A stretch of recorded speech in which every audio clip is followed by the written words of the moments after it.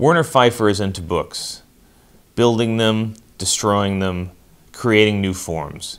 We visit him in his studio to see him at work.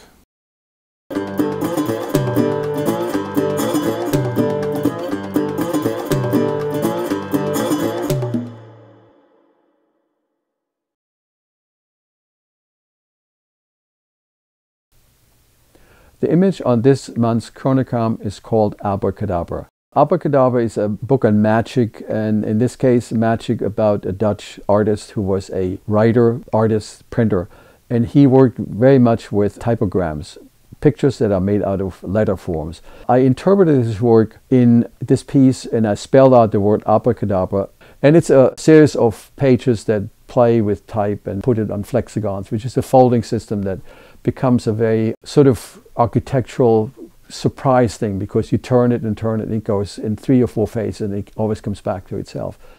So I started doing books on 2 levels. One as a book object, where I take books itself and I censor them. I paint them white and they become icons that are silenced and sealed. And I use nails and rope and screws and completely make sure that there's no identity left in these items. So what I'm doing, I'm taking this cultural icon book and reissuing them in a kind of a lighthearted, ironic way by getting rid of their content. It becomes kind of a symbol for an end of something and maybe the beginning of something new.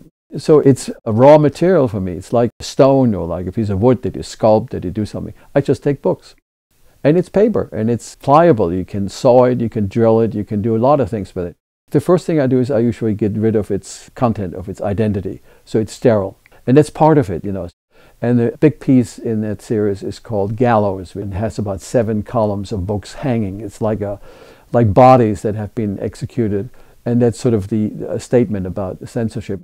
Other pieces in that series are a piece called Delicate Balance, which is a series of books balanced on a shovel. So it's just the edge of the shovel that gives it the stability. Another piece in that series is called Limited Access, which uses screws and wooden latches that makes it impossible to open the books. The book is not only under duress from censors, but also from a technology. You know, we're going into a different direction with the book. And that sort of made it kind of a double image, kind of a double purpose for this book. So I take books that have done their purpose and they become really just little sculptures. I make it into a nonsensical, kind of lighthearted, ironic thing that points into a different direction. I think that's where the book kind of struggles with at this point. As a kind of an echo of my sort of destroying books, I'm also building books. And these are the artist books, where I begin from scratch and I simply think of ideas. How could a book survive in this environment? The majority of the younger generation, they read mostly from the screen, and the book becomes kind of an odd thing for them. So I'm building books that have possibility to point into a different direction. And they are primarily done in limited editions, and I do them with the concept that everybody who reads them uses the book not only visually, but you touch it, you work with it, you assemble it, you take it down. When you put a piece from a sketch into reality, you look for the format, you look for the expression that is the most strongest. I think that's the nice thing in the arts when you have multiple technologies and techniques available. You can really look for the best possible expression that serves the idea in the piece to the utmost.